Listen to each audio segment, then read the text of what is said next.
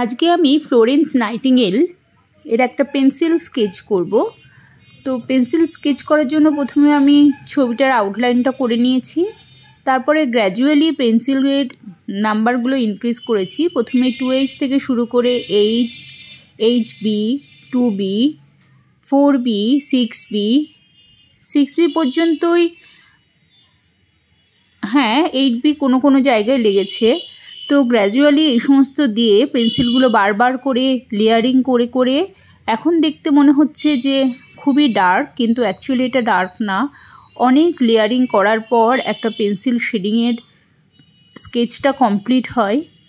তো মুখের এই শেডিংটা করতে আমার অনেকটা টাইমই কেটে গেছে।